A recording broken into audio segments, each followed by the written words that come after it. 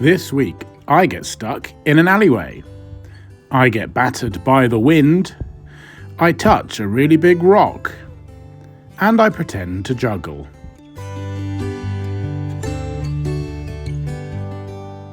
Hello and welcome to Mr. C History. I am here in Whitby in North Yorkshire, one of my favourite places in the world. But why am I here?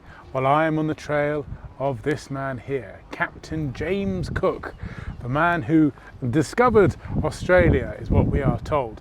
Now, he was a good stout Yorkshireman, and I'm going to go on the trail to look a bit of his early life and what all that meant to him. Now, Australia is 10,500, well, Sydney in Botany Bay is 10,500 miles in that direction across the sea. I'm not going to quite go that far, but I'm going to go and see some of the early sites in his life.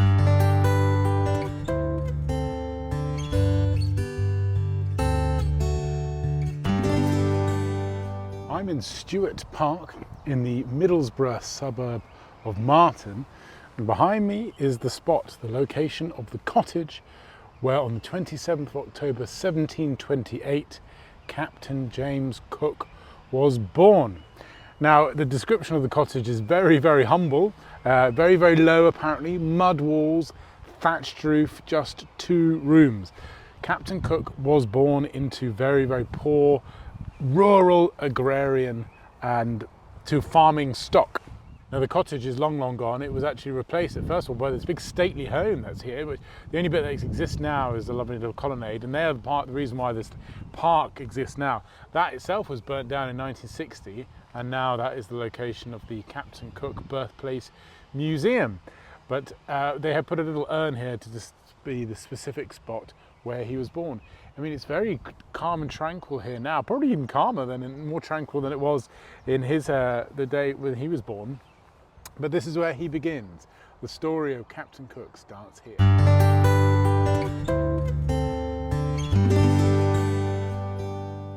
This is the parish church of St Cuthbert here in Marton, and if it were not locked, I'd be able to go in there and have a look at the book, which still has the record of the baptism of Captain Cook. It says, James Cook, son of farm labourer James Cook, 1728. But unfortunately it's closed. Now, also, this isn't the original building as well. The original building, there's still remnants of it, and actually there's also it was a Norman church, and some of those parts of the Norman church have been taken to New Zealand, a place called Gisborne in New Zealand, and they are on display there as well, so his impact goes on. Now, at the outset, I said I can't make it to Australia, but there's nothing stopping Australia coming to me. And indeed we have here a rock that is a piece of Australia. Specifically, it's part of a place called Point Hicks on the east coast of Victoria. And the reason why that's here is on the 20th of April 1770, that was the first piece of land that Captain Cook saw from the HMS Endeavour. The first piece of Australia he saw was Point Hicks Head, and this is a rock here. And it's just here in the garden, in the War Memorial Gardens, just near the church where he was christened in Marton. And so I'll come and touch it, and I can say that today I've touched a piece of Australia. Now, I'm in the North Yorkshire village of Great Ayton, and when Captain Cook was 8 years old, his father got a new job, a better job as a farm foreman in Airy Home Farm just up the way there. Now, Cook's father was working for a man called Thomas Scotto, and Scotto clearly saw something in Cook because he agreed to pay for James Cook to come and attend this school here in Great Ayton. And indeed, apparently Cook at school excelled. He did all his sums, he did all his homework, he did all his reading, and was a star student. And this is vitally important because if he's going to climb up the ranks, to become a commander of a ship in the Royal Navy and lead these expeditions, he needs to excel. He can't just be the farm labourer's son from Yorkshire. He has to show his intelligence, his acumen, and he does so by excelling here at this school. Behind me is an obelisk, and just here on the floor is the outline of what once was a house. And this is promoted as the house of Captain Cook Memorial Cottage. And indeed the reason why it's missing is because brick by brick, nail by nail, they moved it in the 1920s to Melbourne in Australia in Victoria. And it is there, still in situ, as Captain Cook's cottage. Unfortunately though, it's actually a bit of a lie because Captain Cook never actually lived here. This was the home of his father and his mother. They lived here. They moved here when James Cook Senior retired from the farm. He moved here, and in fact, it's only documented that Captain Cook, our cook, only ever entered this house once in his life. So the memory that cottage that's standing proud in Melbourne, maybe it's not as authentically Cookian as we perhaps think. But they erected this monument here in this place. But actually, this memorial was put in here before the cottage actually went. So the cottage would have been there, memorial would have been here, and it's got the interesting words because it actually says on it, which is pretty interesting. It says, Lieutenant James Cook of the Endeavour first sighted Australia near this point. Well, not near here. This is because it's a carbon copy of one that is on Point Hicks in Australia when they spotted it. And indeed, like we saw in Martin, this is made from rocks from Australia. So got to go touch it again, hey? So that might be a bit real, but I'm afraid the cottage, and then the one that you see in Melbourne, maybe not so. This is the rather beautiful All Saints Church in Great Ayton, and Captain Cook, James Cook, would come here as a boy and growing up into early teens and would worship here, and again this Christian piousness. What's also interesting is that buried here is his mother and 4 of his siblings as well, all his sisters and his brother. Interestingly, all those 4 children, they died in infancy, died before they were 5 years old. He was survived by one brother who didn't have a child, and neither did Captain James Cook himself. Hence why there are no descendants for Captain James Cook at all. His father is not buried here. His father is buried out near the coast, and actually his father died 2 months after James Cook actually died, but he never knew, his father never knew of that his son had died.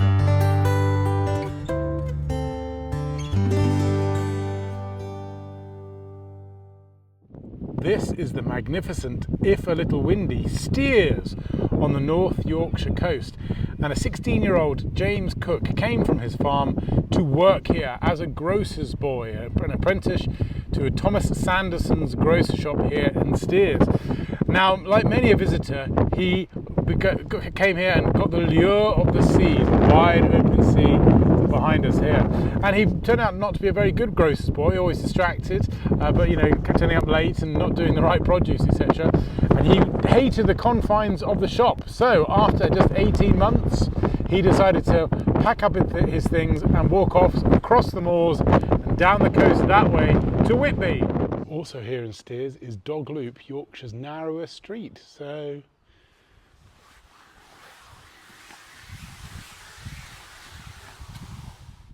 ooh, I'm stuck.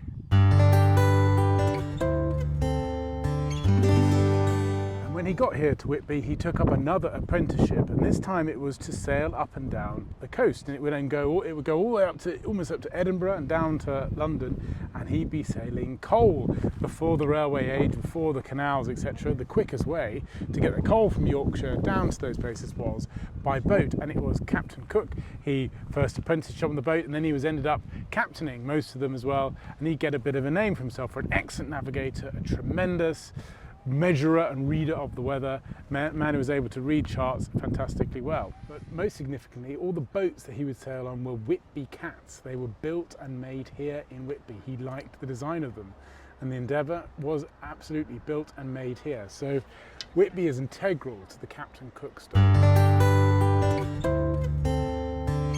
And indeed, in that apprenticeship, Captain Cook stayed here, pretty much the only building we know, the only house we know that still exists that Captain Cook stayed in. He stayed up in the attic room there, and he lived there for 3 years.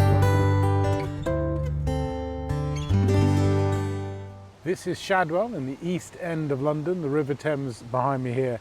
And in the 1750s, James Cook moved down from Whitby down to live in this area. And indeed, just over there is a blue plaque and a sort of rather obscure modern building and on a busy road. I think the area's changed an awful lot where he lived. Now, he would have known this place very well because his boats from Whitby would have come around this area, and then he thought, I want to be closer to the action because there are boats going off to far off reaches, parts of the world where he wanted to explore. And indeed that's what he did. He joins the Royal Navy in 1755, and he develops a name for himself as a very reliable, stout sort of chap. And amazing, he also becomes a very good and a rather amazing map maker, cartographer. He eventually passes his exams and becomes captain or commander of his own ships.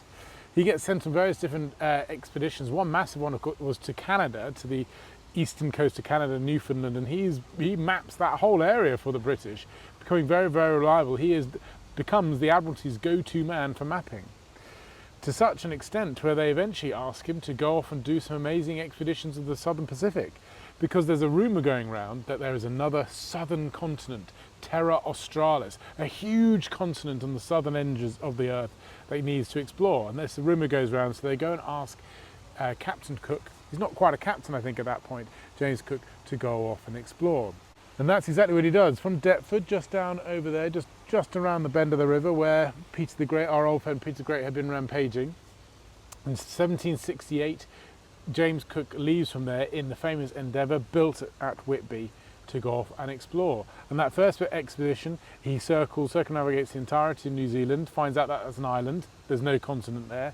He then, of course, on the 29th of April 1769, lands famously at Botany Bay in Australia, on the eastern coast of what we now call Australia, and explores and maps that entire coast. Comes back to great fanfare. Yes, I found a huge land.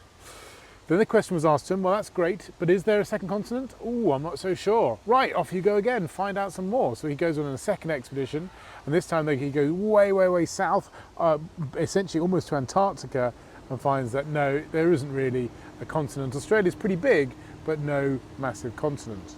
And finally, after that, is the third expedition to try and find the Northwest Passage. So he was off to Canada and the Bering Straits and all that jazz. And in that trip, he was also the first man to discover, or the first Western European British man to discover the Hawaiian Islands, where things go wrong.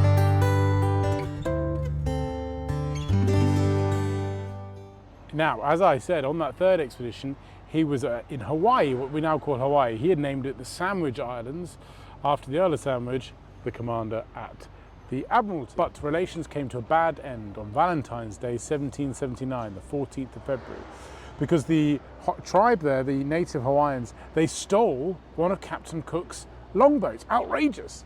How did Cook react? Well, extraordinarily, he kidnapped the chieftain. Now, this was a policy he'd done before in the other Pacific Islands, and it had worked.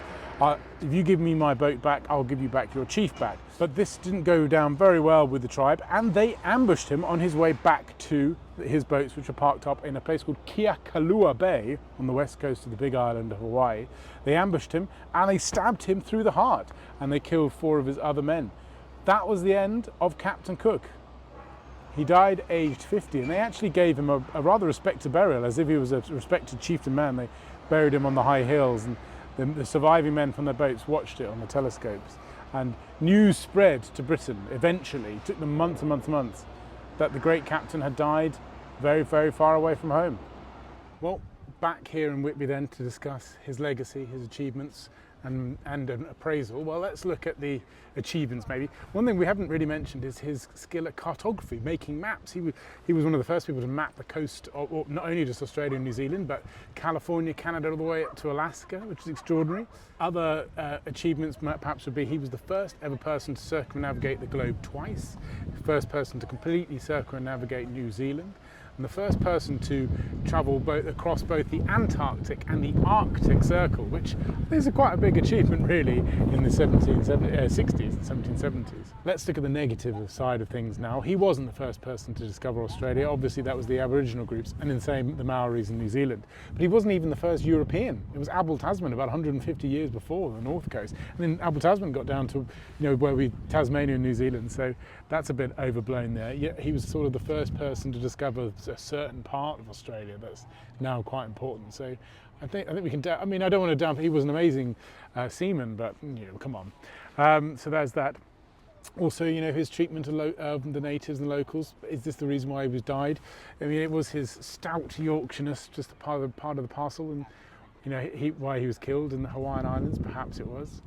And finally, he gets wrapped up, maybe unfairly. You can make a decision on this in the whole. Was this the start of British imperialism, the start of the British Empire and the negativity that came about from this sort of Christian ethos, this idea that Britain is the best and the noble savage is worse? Did that come with Cook? Maybe that's unfair, but say what you think about that. Anyway, as always, let's leave with the statue of Cook there looking out on Whitby. As always, thanks so much for watching. I've thoroughly enjoyed that. I hope you have, and please let me know what you think to Captain Cook in the comments, as always, and don't forget to subscribe. I'll see you on the next one.